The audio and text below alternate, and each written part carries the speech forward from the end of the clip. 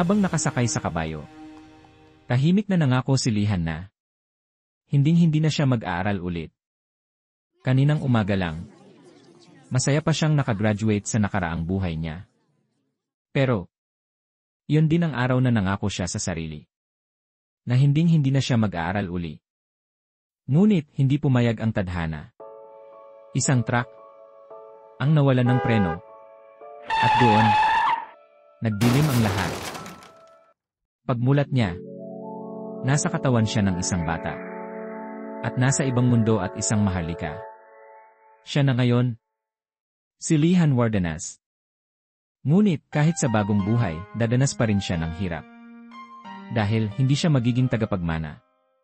Kaya nag-ensayo siya ng espada. Nagplano at pumili ng mas praktikal. At iyon ay ang maging isang mage.